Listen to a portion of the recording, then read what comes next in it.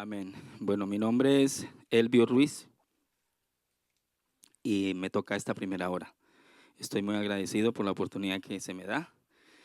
Y la directora Beatriz mandó un video ahora, como a las 6 de la tarde, que me pareció muy interesante. Yo creo que en su gran mayoría no lo han visto. Qué bueno que lo coloquemos, por favor, si se puede colocarlo. Este video nos introduce, dice algunas cosas de las que yo pensaba decir, pero qué bueno que las reforcemos. Entonces, coloquémoslo y de ahí para allá seguimos. Creo que son 6 minutos, 5 minutos, algo así. Entre el final del Antiguo Testamento y el comienzo del Nuevo, hay un hueco de unos 400 años. Se le suele llamar los años de silencio, más que nada porque en ese tiempo no hubo profetas de Dios. Pero, ¿fueron de verdad silenciosos? Pues vamos a explorar esta época tan fascinante para descubrir cómo una serie de imperios, guerras y rebeliones prepararon el mundo para todo lo que estaba por venir. Esa es la gran pregunta. Este periodo no fue para nada un vacío, sino más bien como una caja negra de la historia, llena de cambios brutales. Los judíos pasaron por diferentes gobiernos, por pruebas y por conflictos que al final moldearon su identidad y su fe de una forma muy profunda. Así que venga, vamos a abrir esa caja y a ver qué fuerzas estaban moviendo los hilos. Bueno, pues nuestro viaje empieza con la primera gran potencia que cambió por completo el mundo antiguo, los griegos. Hablamos de un imperio que se forjó a una velocidad de vértigo por la ambición de una sola persona y que iba a transformar el idioma, la cultura y la religión para siempre. Fijaos en lo rápido que fue todo. En menos de una década, Alejandro Magno se ventila al poderoso imperio persa. Pero su imperio fue tan fugaz como su propia vida. Cuando muere, en el 323 a.C., su reino se hace añicos y se lo reparten sus generales. Y claro, esto preparó el terreno para un nuevo siglo de guerras. ¿Y Judea? Pues se quedó justo en medio. Como suele decirse, entre la espada y la pared. Al sur, los Ptolomeos de Egipto, que en general fueron bastante tolerantes. Y al norte, los Seleucidas de Siria, que cada vez se volvieron más y más brutales. Esta posición geográfica, claro, convirtió a Judea en un campo de batalla constante. Lo más interesante de este periodo es el concepto de helenización, o sea, la expansión de la cultura griega. El griego se convirtió en el idioma universal, un poco como el inglés hoy en día. Y esto nos lleva a un momento clave: la traducción de las escrituras hebreas al griego, la famosa Septuaginta. De repente, las ideas del Antiguo Testamento estaban al alcance de todo el mundo. Pero ojo, esto también provocó una división muy profunda dentro del propio judaísmo. Pues toda esa tensión cultural y religiosa al final estalló.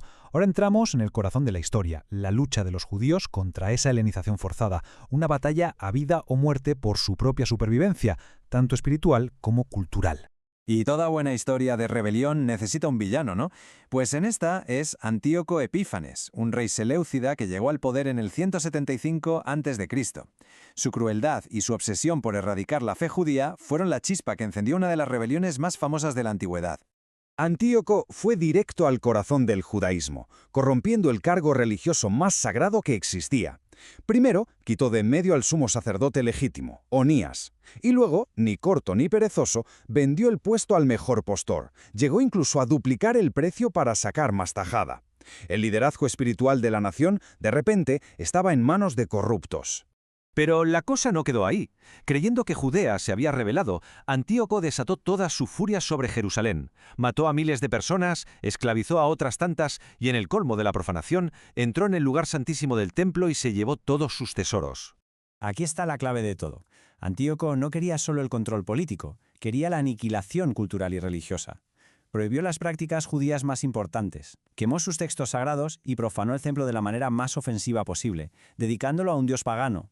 La fe judía, en la práctica, fue declarada ilegal. Pero en medio de toda esa oscuridad surgió una chispa de resistencia. Aquí es donde aparecen los héroes de la historia. Un sacerdote llamado Matatías y sus 5 hijos, a los que se conoce como los Macabeos. Se negaron a someterse y llamaron a todos los que temían a Dios a que se unieran a ellos en el desierto. Y contra todo pronóstico, ganaron. Después de una guerra de guerrillas brutal en el 165 a.C., los macabeos consiguieron recuperar Jerusalén y purificar el templo. Este evento, por cierto, todavía se celebra hoy en la fiesta de Hanukkah. Su victoria dio lugar a casi un siglo de independencia para Judea. Y es aquí cuando nacen grupos como los fariseos y los saduceos, que van a ser clave en el Nuevo Testamento. Mientras Judea luchaba por su independencia, otra superpotencia estaba poco a poco consolidando su poder en el oeste. Vamos a ver ahora cómo este nuevo imperio que asomaba en el horizonte estaba a punto de cambiar las reglas del juego para todo el mundo. El ascenso de Roma fue lento pero imparable. De ser una pequeña ciudad-estado, pasó a dominar toda Italia. Luego aplastó a su gran rival, Cartago, y absorbió la cultura griega. Y finalmente, en el 63 a.C., el general Pompeyo llegó a Judea, le puso fin a su corta independencia y la convirtió en una provincia más del enorme imperio romano. Y esta imagen nos da una idea muy clara de cómo era ese imperio. La sociedad romana estaba totalmente dividida. Más de la mitad de la población eran esclavos. Luego estaban los plebeyos, los ciudadanos pobres, a menudo sin trabajo y viviendo fatal. Y arriba del todo, una pequeña élite de terratenientes riquísimos. Este es el contexto social tan rígido y desigual en el que va a ocurrir todo lo que cuenta el Nuevo Testamento. Y con esto llegamos a la parte final. Vamos a juntar todas las piezas del puzzle, la fe judía, la cultura griega y el poder de Roma, para ver el mundo tan único y tan volátil que crearon. El escenario, por fin, está montado. El mundo en el que nació Jesús era un cruce de caminos de civilizaciones. Por un lado, tenía la herencia espiritual y las escrituras del judaísmo. Por otro, el griego como lengua universal, que permitía que las ideas se extendieran como la pólvora. Y todo esto bajo el control férreo y la infraestructura de Roma, que mantenía la paz a la fuerza y conectaba el mundo con sus calzadas. Y aquí es donde todo encaja a la perfección. Esta tabla es crucial porque nos muestra cómo la historia romana y la del Nuevo Testamento se solapan de una manera increíble. El nacimiento de Jesús bajo el emperador Augusto, su ministerio y su muerte con Tiberio en el poder, la expansión de la Iglesia y el martirio de Pablo bajo Claudio y Nerón, y la destrucción de Jerusalén bajo Vespasiano. Es que los eventos que fundaron el cristianismo no ocurrieron en una burbuja, sucedieron en el mismísimo corazón del Imperio Romano. Y así resulta que esos 400 años de silencio no fueron silenciosos para nada, sino un estruendo de imperios que nacían y morían, de culturas que chocaban y de una fe que se negó a desaparecer. Y esto nos deja con una última pregunta para pensar. ¿Cómo es posible que un mundo tan lleno de poder, de brutalidad y de conflicto preparara el escenario perfecto para un mensaje de paz y redención que al final sobreviviría a todos esos imperios? Listo, entonces vamos a lo que vamos a ver hoy. Judea, antes de Cristo, ya el video nos pone en situación. Hablaremos de los macabeos, por supuesto de Antíoco IV, cuando los macabeos purifican el templo, un reino lleno de disturbios internos, la aparición de primero están los asmoneos, aparición de los herodianos, o sea, los Herodes, luego vienen los procuradores, ya cuando tenemos a una Judea convertida en una provincia. Vamos a la siguiente página. Sí, next, ya lo vimos, ¿no? Siguiente, allí. Los macabeos en cabeza de Simón Macabeo vencen a este hombre llamado Antíoco, que es que Antíoco Epifanes. Ese nombre Antíoco es como, más que un nombre propio, era como un, ¿cómo se le puede llamar? Un título, porque había Antíoco I, Antíoco II, y este, del que nos toca hablar hoy, es Antíoco IV. Entonces era como un título que se le daba, y es que el nombre Antíoco, yo lo investigué, y tiene dos, es compuesto, ese anti es como en contra de, significa como en contra de, y la otra parte del nombre habla como de una divinidad, Epifanes. Epifanes habla de lo que le llamamos epifanía, o sea que este título coloca a este gobernante como si fuera un ser divino, más o menos así. Los hombres, no solamente hoy, en esta época se han levantado en contra de Dios, en esa época también. Hay muchos hombres que se levantaron y se proclamaban dioses. El caso de César, el caso de estos Antíocos, el caso de Nimrod, por ejemplo. Entonces vemos que era una potestad muy fuerte gobernando el mundo en esa época de los Antíocos. Pero listo, este Antíoco IV es vencido por un grupo que se llaman los Macabeos, encabezado por Simón Macabeo, que es nombrado después sacerdote. Allí dice que sacerdote vitalicio, aunque teniendo en cuenta que según la ley de Moisés, los sacerdotes eran sacerdotes hasta que se morían, o sea, vitalicios. Pues durante estos 400 años de los que el video nos hablaba, que no hubo como revelación, que no había palabra profética. El último profeta que paró de hablar fue Malaquías. Y ahí comienzan estos 400 años del llamado silencio. Pero como Dios no pierde su línea, entonces aparecen estos hombres llamados los macabeos y es vencida el gobierno seleucida de Antíoco, que es más o menos como Siria. O sea, Siria está oprimiendo a Judea y es vencida por los macabeos. Dice que para esa época hubo prosperidad, hubo más o menos como tranquilidad, ya que pues había sacerdote, ya que los judíos purificaron el templo, porque ¿sabe cuál fue la hazaña que hizo Antíoco en el templo? Él sacrificó un cerdo en el templo, en el lugar donde se sacrificaban las ofrendas para Jehová. Llega y pone un marrano y lo sacrifica allí. Por supuesto, para los que han leído la Torá o los libros de Moisés, pues el marrano aparece como que ni siquiera se come.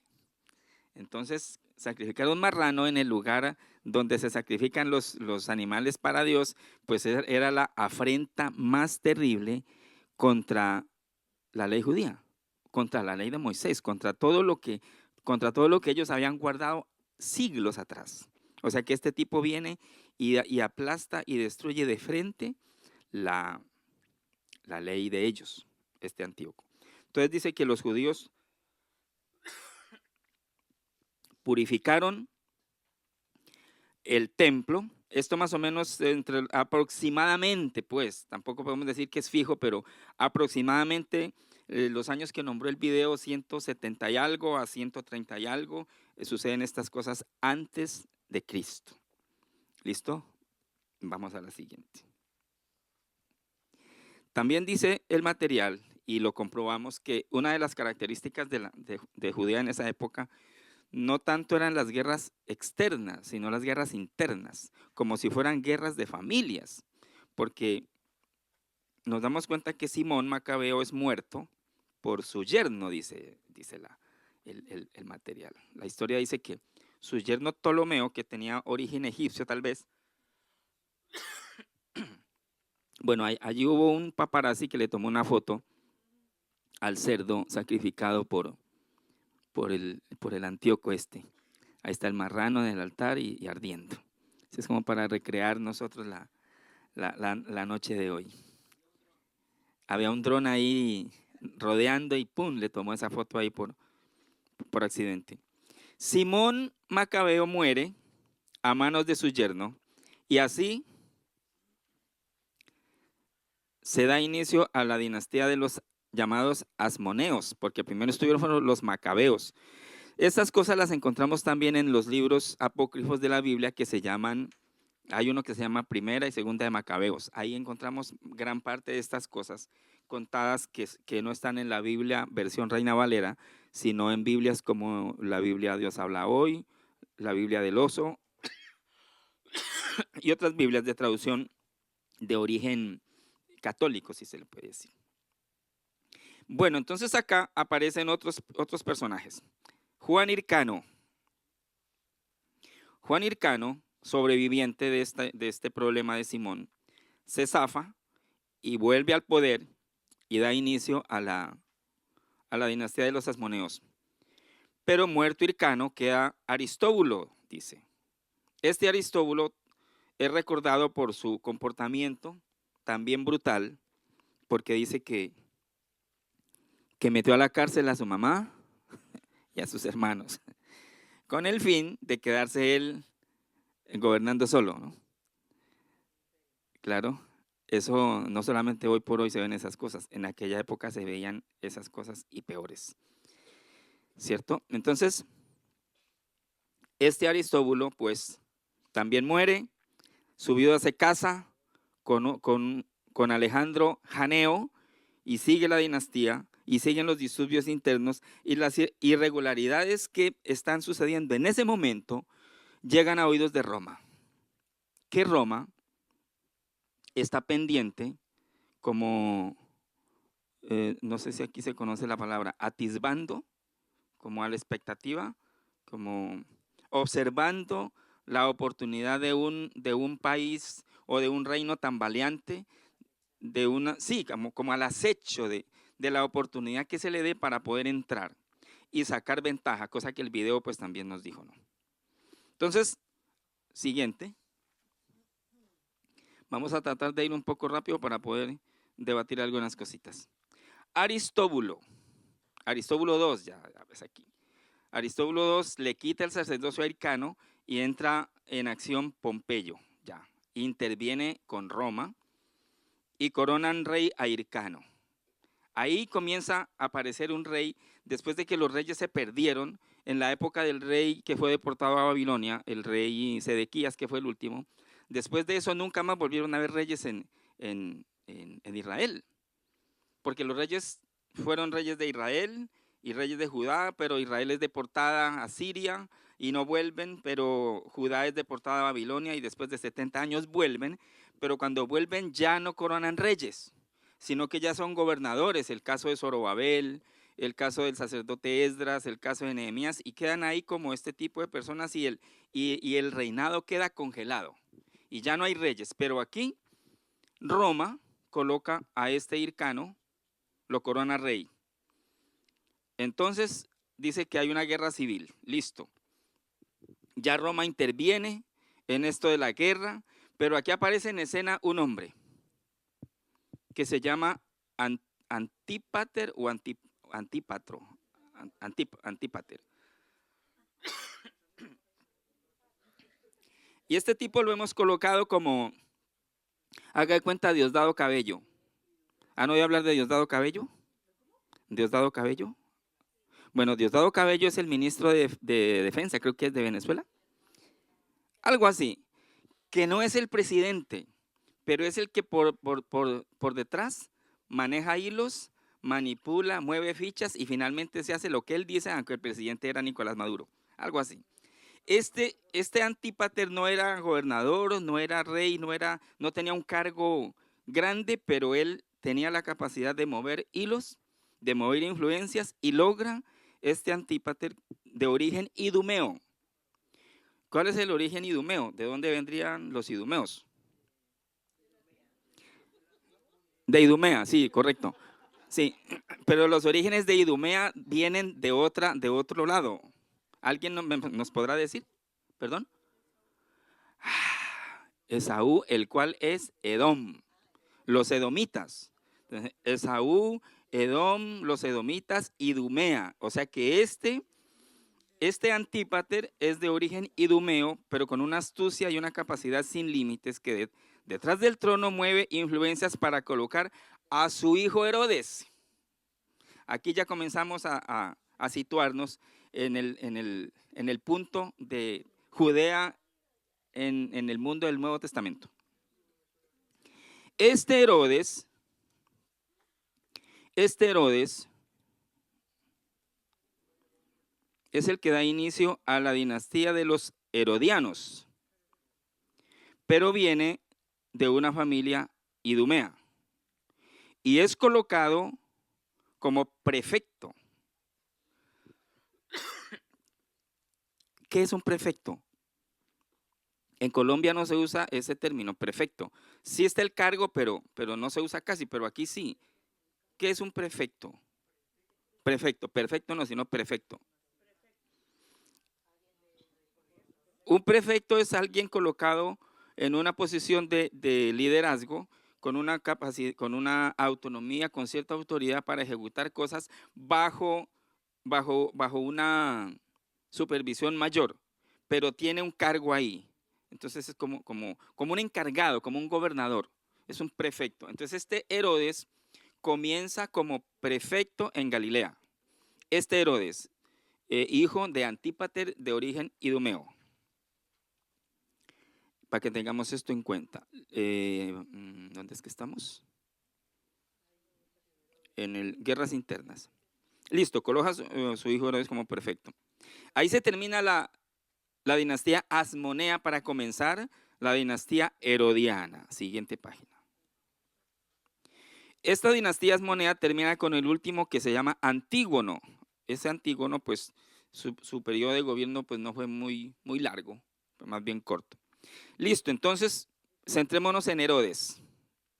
Este Herodes es conocido como Herodes el Grande. A este Herodes el Grande ya lo encontramos en los evangelios, lo nombran por allí, Herodes el Grande.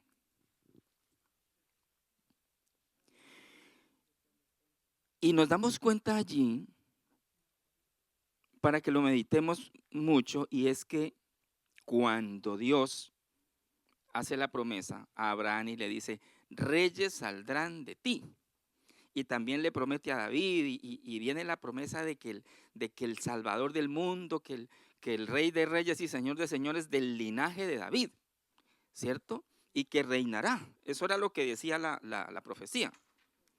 Pues resulta que nos encontramos en escena que hay un rey que se llama Herodes el Grande, que es coronado por Roma y que no es judío, porque es idumeo, ¿cierto?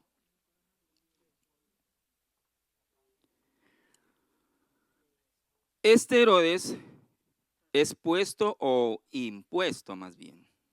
Yo diría que impuesto. Impuesto a la fuerza, coronado por Roma, por primera vez después de 400 y pico de años, después del último rey, que es deportado a Babilonia, que es el rey Sedequías, si no estoy mal, o Jeconías, si alguien me puede corregir. Creo que es Sedequías, que le cambian el nombre. Después de tantos años, 400 años más o menos, que no hay rey, es coronado por Roma, este Herodes, puesto con un título que ya todos conocemos, que se llama el Rey de los Judíos. ¿Nos dice algo este título? El Rey de los Judíos. Herodes el Grande es coronado por Roma por primera vez como el Rey de los Judíos. Que nos suene bastante este título porque claro, nosotros sabemos quién es el Rey de los Judíos, que es el mismo Rey de Reyes y Señor de Señores. Pero aquí le están dando el título Rey de los Judíos a un hombre que ni siquiera es judío, que es Herodes el Grande, que tenía 22 años según lo que dice el material. Eso más o menos sucede entre los años 37 a 40 aproximadamente. Y este rey no fue bien visto por los judíos, no fue muy bien visto por los judíos porque a pesar de que construyó el templo, reconstruyó el templo y quedó lujosísimo, ya podemos ver la foto del templo que le tomamos también, allá estuvimos tomando la foto del templo. A pesar de que reconstruyó el templo lujosamente terminado y asistía al templo este rey, casi fielmente, pero él también, sí, pero este rey Herodes también se congraciaba con los paganos, también apoyaba a los paganos y su vida de desorden y de crueldad y de todo eso, pues entonces los judíos piadosos lo tenían como un camaleón. ¿Qué es un camaleón? ¿Aquí se conoce el camaleón? Bueno, en Latinoamérica, sí, que de acuerdo a la situación se acomoda. Haga de cuenta un candidato a la presidencia de Colombia. Es que me da tanto coraje, hermano. Ahorita hay un candidato en Colombia que quiere ser presidente y de un momento a otro se volvió cristiano. Eso se fue para las iglesias cristianas y los pastores le imponen manos y oran por él y los senadores, sinvergüenza, hombre. Pero él toda la vida dijo que no, que Dios no existía, que él era ateo, pero como ahora le conviene, entonces ese espíritu de camaleón siempre ha estado por ahí. Pues este Herodes era igual. Por eso a Herodes, en Mateo capítulo 2, versículos del 1 al 18, que lo hemos leído, lo conocemos de memoria. Ahora entendemos por qué a este Herodes, dice Mateo, dice que cuando los sabios, que son los mismos reyes que nos visitan aquí en enero, que traen regalos, que cuando esos sabios llegaron a Jerusalén, dice que se turbó Herodes el Grande y dice que con él toda Jerusalén, porque el saludo de los magos fue el siguiente: nosotros venimos a averiguar dónde es que está el rey de los judíos, que ha nacido, porque lo vamos a adorar. ¿Y cómo así, Herodes?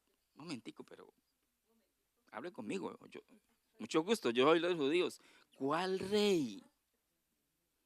Y los sabios dicen, no, nosotros hemos venido a adorar al rey de los judíos que acaba de nacer porque hemos visto su estrella y venimos. Entonces Herodes siente que le tiembla el piso y entonces dice que se ha turbado Herodes y toda Jerusalén. Porque claro, ese título rey de los judíos ya llevaba 30 y pico de años Herodes con ese nombre como rey de los judíos. Entonces claro, siente que le están, ¿cómo se dice aquí? Que le está tambaleando el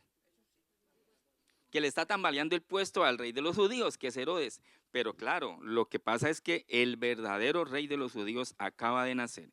Entonces, ahí ya todos conocemos la situación. Lo de rey Herodes, pues la matanza de los niños. Él manda matar todo niño menor de 2 años a ver si de pronto cae el rey de reyes. Este que vemos ahí, pues es Herodes, el grande con esa cara. Y el templo, lujosísimo. Para este tiempo ya están establecidos, según el video nos muestra, ya hay fariseos, hay saduceos, también hay herodianos, pues que son los seguidores de Herodes, pero también hay otro grupo que se llaman los celotes. De eso creo que no me va a tocar a mí, pero lo toco porque ahí están. Resulta que en este tiempo nace Jesús, ya conocemos la historia, pues José se va con su niño para Egipto en huida porque Herodes manda matar a los niños hasta que Dios le revela y dice, bueno, puedes volver otra vez. Con la muerte de Herodes, como ya Roma tiene toda la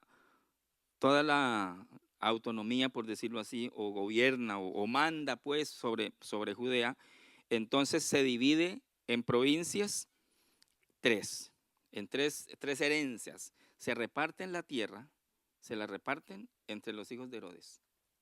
O sea, nada que ver con el plan de Dios, nada que ver con lo que tenía que suceder. Eran momentos muy oscuros para el país, momentos muy oscuros, creo que los más oscuros del que hayamos podido ver. Y comienza la repartición. Sus 3 hijos, Herodes Arquelao, Herodes Antipas y Herodes Filipo o Herodes Felipe. Entonces Augusto determina, Arquelao queda a cargo de Judea, Samaria, y nos habla de Idumea. Herodes Antipas recibe Galilea y Perea. Por eso, no sé si recuerdan, dice que cuando José viene de Egipto otra vez, dice, oyendo que Arquelao reinaba en Judea, decide irse para Galilea. Por eso es que Jesús crece en Galilea, Nazaret, porque finalmente termina él con ese título, el Galileo, el Nazareno, Nazaret de Galilea, porque Arquelao tenía fama de ser brutal también, de ser cruel este Herodes Arquelao. Y Felipe recibe la provincia de Ituria, Traconite, y también ahí fundan una ciudad muy conocida que se llama Cesarea de Filipo, en honor pues a César y a Felipe. Según Flavio Josefo, Flavio Josefo es un historiador, ¿lo han oído nombrar? ¿Sí? Flavio Josefo es un historiador que se metió mucho con esto de las cosas que pasaron en Israel, en Judea y todo esto, y escribe, y Flavio Josefo habla más o menos bien de este Felipe, de este Filipo. Dice que algo así como el menos peor, el menos malo, que no se le descubrió tanta atrocidad como a Arquelao, como a Antipas. El caso de Arquelao, pues es que Arquelao gobierna 9 años solamente y los mismos israelitas, los mismos judíos van a Roma, como decimos en Colombia, a sapearlo. van a informar de la mala conducta de Arquelao y Arquelao es destituido y exiliado. Y allí es cuando entra otro personaje que ya conocemos, el procurador Poncio Pilato. Y resulta que Poncio Pilato no es el primer procurador que colocan ahí. Él viene a ser como el quinto más o menos, porque habían otros, con otros nombres que no me acuerdo, pero el que nos toca hablar del momento es Poncio Pilato. Poncio Pilato ya es procurador en Judea, ya que en Judea hay procurador, pero también hay un rey que es Antipas, hijo de Herodes el Grande, que es rey y tiene la corona de rey, pero le pertenece, ¿cuál fue que dijimos? Galilea. Bueno, entonces, siguiente, Poncio Pilato en escena.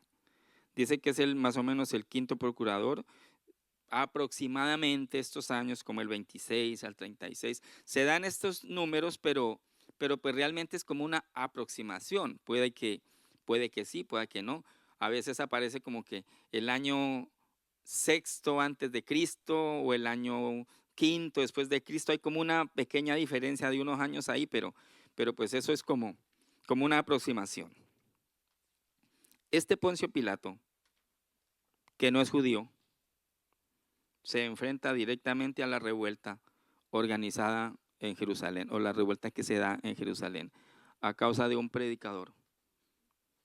Un hombre que aparece de un momento a otro haciendo milagros, sanando enfermos, hablando del arrepentimiento, censurando duramente a los líderes del momento, que eran los fariseos y los escribas y saduceos, y diciendo que era hijo de Dios.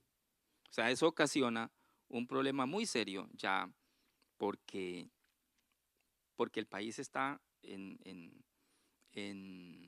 discordia, en confusión. Unos lo quieren, otros no lo quieren, unos lo aceptan, otros les conviene, otros no les conviene.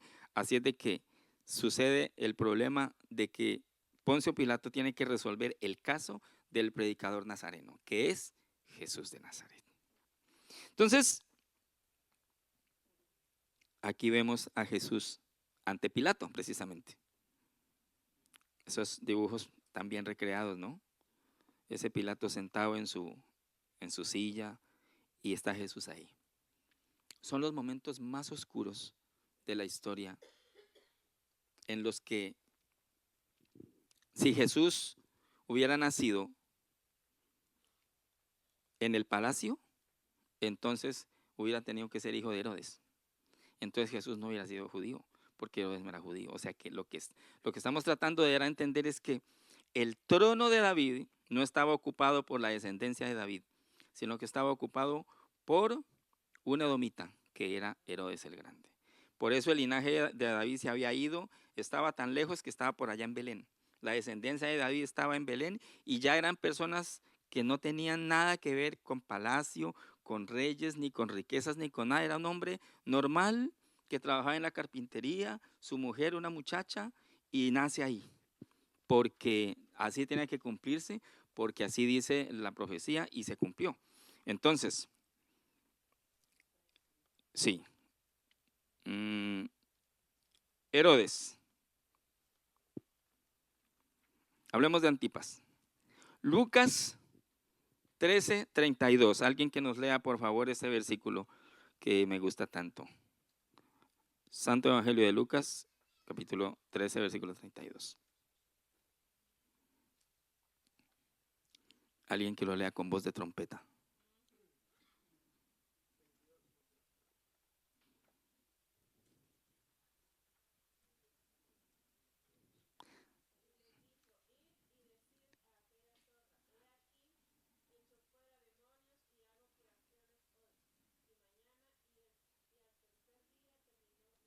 Ya. ¿No les parece que Jesús se estaba jugando que lo mataran ahí mismo? Porque se atreve a decirles a ellos, vayan a decirle a esa zorra. Estamos hablando del rey Herodes. Eso es tener carácter. Jesús, un predicador indefenso de la calle, les dice a los judíos, vayan a decirle a esa zorra. Jesús define al rey Herodes como una zorra. Entonces yo me puse a buscar cómo era una zorra de allá. Y es igualita a las zorras que uno conoce. Es una zorra igual. Astuto, sagaz, difícilmente cazar una zorra. Yo no sé cómo hizo Sansón para cazar 300 zorras. Yo no sé cómo hizo. Dice Jueces que Sansón cazó 300 zorras de estas mismas. De esas. Y 300 todavía de noche y las ató. Pues este Herodes tenía la astucia de una zorra. Pastora.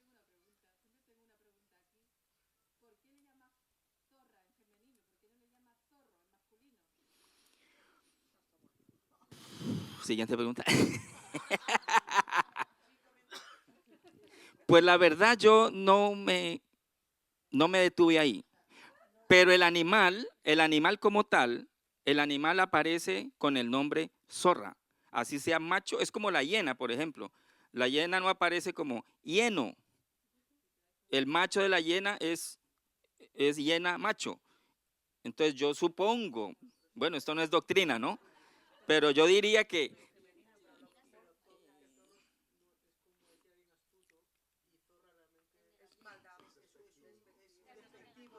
lo que pasa es que hay dos especies. Este, que es un perro, se llama zorra. Y el zorro es otro animal cuadrúpedo también, porque el zorro tiene una característica que trepa a los árboles. Es zorro. Es un animal negro también y se llama zorro, que también hay hembra y macho, por supuesto, y ese trepa a los árboles. Pero esta, que se llama zorra, es un perro. En Latinoamérica se le llama perro lobo. Entonces, este animal es depredador también, pero no trepa a los árboles porque es perro.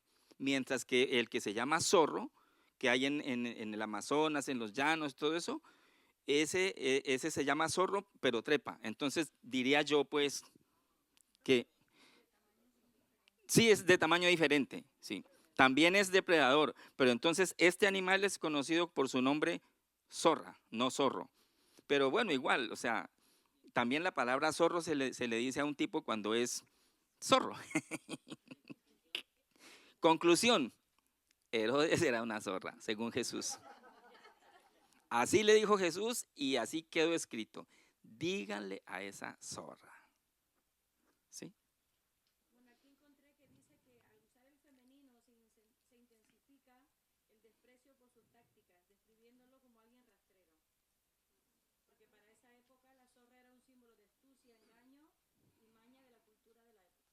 No, y es que la zorra no tenía una buena reputación en aquella época, porque Cantar de los Cantares se refiere y dice, cazadnos las pequeñas zorras. Entonces, bueno, y hoy por hoy también. Ah, sí, yo lo prediqué, sí. Bueno, este Antipas, una de las hazañas que hizo, una de las hazañas más conocidas que se le recuerda, tristemente, es que manda a decapitar a Juan el Bautista.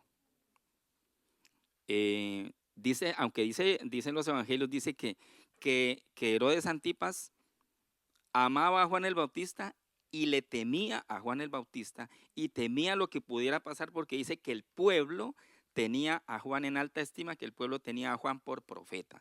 Entonces este Antipas también se metió en un lío porque el haber matado a Juan el Bautista fue gran parte lo que ayudó a debilitar su reinado porque el pueblo quería mucho a Juan el Bautista. Y eso que Juan el Bautista era de los que le gritaba cosas en la cara a Antipas, lo enfrentaba, lo confrontaba cada vez que quería y Antipas se quedaba callado, porque él sabía el problema en el que estaba. Entonces, no sé si recuerdan o habramos leído pues la historia de cómo muere Juan el Bautista, a manos de Antipas, primero encarcelado y luego decapitado por la astucia de la esposa de Antipas y la hija. Bueno, entonces, y finalmente, en Lucas 23, del 7 al 12, en la siguiente página encontramos a Jesús ante Antipas, ante la zorra. Ahí vemos a Ahí vemos las cosas terribles que hace Antipas, matar a Juan. Y bueno, finalmente con Jesús no se metió, pero Jesús se convirtió, en ese momento se convirtió, como lo llamamos en Colombia, una papa caliente. O sea, una patata caliente que nadie la quiere tener en la mano. Entonces, lo llevaron donde Pilato. No, que eso es con Herodes. Que porque es judío. Entonces va Herodes, no, y tampoco, otra vez donde Pilato. Todos querían zafarse de él porque, primero, pues les daba miedo. Segundo, no tenían realmente cómo condenarlo. Así es de que se lo tiraban unos a otros, la vida de él. Bueno, después de que estos mueren, viene otro Herodes, que es el Herodes Agripa, que le daba, característica de él, le daba mucha gripa. Era una de sus características, mucha gripa le daba. Pregunta para el examen, ¿por qué se llamaba Agripa? Porque tenía, pareciera ser que era como sobrino cercano del grande, de Herodes el Grande. También dice que guardaba la ley judía, aunque la ley judía ya estaba, los fariseos le habían añadido cosas, le habían quitado cosas y se la pasaban remodelando la ley. Pero este Agripa, estamos hablando que Jesús ya no está, ¿no? Ya hay otro rey. Fue perseguidor de los seguidores de Jesús Nazareno. A manos de este Agripa muere Santiago, hijo de Zebedeo, ya de los seguidores de Cristo, ¿no? Ya estamos hablando de que ya ha venido Cristo, ya pasó sus años de ministerio, es crucificado, es muerto, y ya en escena aparece Santiago y aparece Agripa encarcelando a Pedro. Esto lo encontramos en Hechos de los Apóstoles, cuando dice que muerto Santiago, Pedro encarcelado. El cerebro de todo esto es Agripa 2. Entonces dice que Agripa 1. Ese es Agripa 1. Después viene Agripa 2, que ese es el que se enfrenta a Pablo. Esto lo encontramos en Hechos, capítulo 25 ya. Vamos rápido, porque el tiempo se nos acaba. Herodes Agripa 1, Herodes Agripa 2. Herodes el Grande es cuando nace Jesús. Herodes Antipas, Arquelao y Felipe es mientras está Jesús. Herodes Agripa es después de Jesús, que comienza a salir los primeros manifestaciones de los cristianos. La época del Pentecostés y cuando Pedro y Cornelio y todo eso, ya está Agripa I en el poder.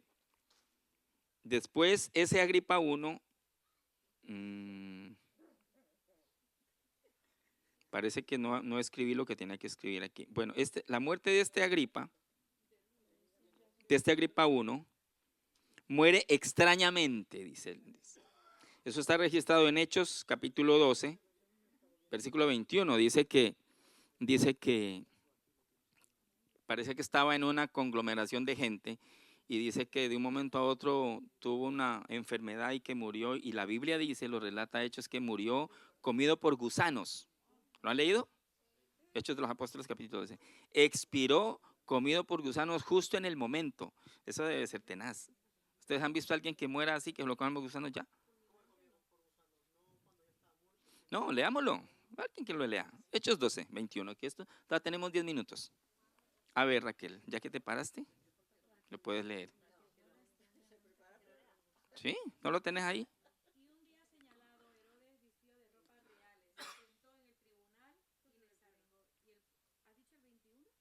Sí, ese es. Y el pueblo aclamaba gritando, voz de Dios y no de hombre. Al momento un ángel del Señor le hirió por cuanto no dio la gloria a Dios y expiró comido de gusanos.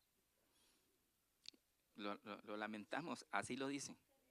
Dice que estaba vestido más o menos como la máxima expresión de la arrogancia de creerse Dios, de no doblegar su cabeza ante nadie, y dice que un ángel lo hirió y murió ahí, comido por gusanos. Así dice la palabra, o sea que ni modo. ¿Qué le decimos a eso? Así está.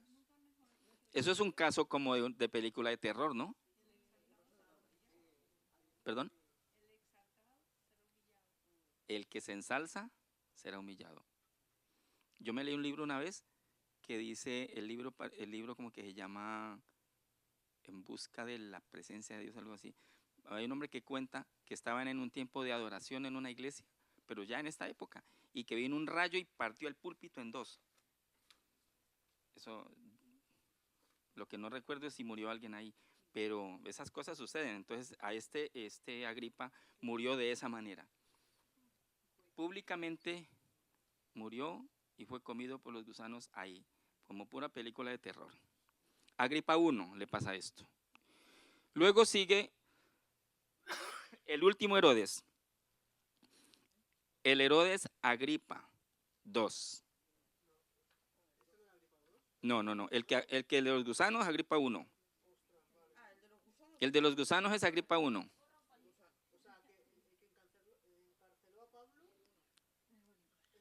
El que mandó a matar a Santiago y encarceló a Pedro, Agripa I. Y que es que por haber encarcelado a Pedro,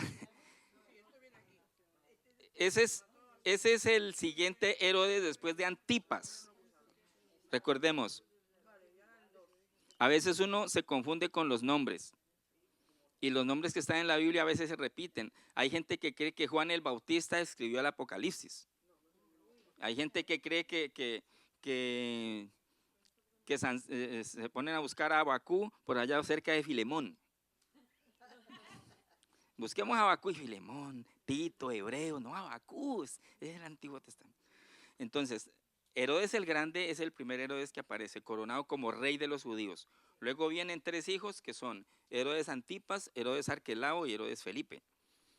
Luego sigue Herodes, esa dinastía la sigue Herodes Agripa I, que queda como rey, pero siguen habiendo procuradores en Judea. Hay rey, pero hay procuradores. Y ese Herodes se vuelve perseguidor de los cristianos y entonces se encuentra a Pedro, lo mete a la cárcel, encuentra a Santiago, lo manda a matar a espada, Agripa I. Y luego los gusanos le dan fin. Luego aparece en escena otro Herodes, Agripa II. Más o menos ya como en el año 50 después de Cristo, ya han pasado 50 años. Más Herodes que nunca. Este Herodes lo encontramos como consejero del procurador Festo. Sí, Festo, eso ya es en la época de Pablo. En esa época el protagonista de la situación y de las revueltas de los cristianos era Saulo de Tarso, el que trastornaba el mundo con los cristianos. Dice, llegaron los que trastornan el mundo, decía la gente, cuando llegaban los cristianos a predicar. Que nos digan eso a nosotros ahora, llegaron los que trastornan a Cornellá, estos de la dádiva. Que nos digan así, que trastornamos a España, los de dádiva. Trastornamos el mundo. Este Agripa II aparece como consejero de Festo, gobernador de Judea, porque es que Judea no vuelve a tener reyes. Judea ya quedan gobernadores, procuradores y este tipo de figuras. Queda por allá rezagados los reyes en Galilea, que es el caso pues de los Herodes. Entonces, el problema de Saulo de Tarso, el problema que causa Pablo y sus enseñanzas cristocéntricas, que lo encontramos en Hechos capítulo 25. Este Herodes es el último, Agripa II, que tampoco fue sincero en su fe, dice, porque en lo que aparentaba una fe, pero finalmente se puso del lado de Roma. Ya para el año 70, Vespasiano, esos nombres, ¿no? ¿Usted le pondría Vespasiano a un hijo? Vespasianito, venga, mijo. Vespasiano Ruiz. Cuidado, Vespasiano, se cae. El hermano Vespasiano. Bueno, el Ujier, para un Ujier está bueno ese nombre. El Ujier Vespasiano diría. Este Herodes Agripa II tampoco fue sincero porque se alió con Roma ya en la época de Vespasiano y de Tito. ¿Le suena el general Tito? 70 años después de Cristo, más o menos, Tito invade otra vez y Jerusalén es destruida y no queda piedra sobre piedra. Jesús lo dice, miren esto tan bonito, el templo de Herodes. Pues les digo que no va a quedar piedra sobre piedra. Y efectivamente Tito, Vespasiano, ayudado por el camaleón Herodes Agripa II, destruyen a Jerusalén. Dice el material, dice que apoya la invasión a su propio pueblo, pero la pregunta es, ¿a su propio pueblo? Ese no era el pueblo de él, porque si él no era ni judío, o sea, estos Herodes, estuvieron ahí, gobernaron, sacaron provecho, hicieron de todo, pero ellos finalmente no eran judíos. Entonces aquí termina la oscuridad, la tiranía de los Herodes, sus hazañas y sus problemas. Entonces, ¿perdón? Ya no. Ya de ahí para allá, el predicador de los últimos tiempos es el que sigue con la enseñanza de él. Según la historia, dice, estos son los inicios de los tiempos de Jesús y del Nuevo Testamento. Espiritualmente hablando, era el momento más oscuro, en el que menos había disposición para buscar a Dios. Al punto, ya lo dije, al punto que el linaje real de David no estaba en el palacio de los reyes, sino en la pequeña Belén. Otras familias y personas no judías ocupan el lugar y allí es cuando nace el Salvador. Lo cual nos deja una vez más claro de que Dios lo que dice, lo cumple. Así cuando Dios le dice a Abraham, cuando ni siquiera tenía hijos, ten por cierto, dice, que tu generación estarán en Egipto, pero yo los sacaré. Y todo esto comienza, desde el Génesis comienza Dios a pronunciarse acerca de un Salvador. Y en el momento más oscuro de la historia aparece este Salvador, porque es que los problemas que había en esa época, Siria, Persia, Media, Alejandro, todos estos Ptolomeos, los Antíocos, todas estas personas, los Asmoneos, hasta los Macabeos y hasta llegar aquí, eran guerras terribles, matanzas de mucha gente, masacres entre familias, no había nada para llevar. Y justo ahí nace el Rey de Reyes y Señor de Señores. Muchas gracias. Los dejo con Alberto. Gracias.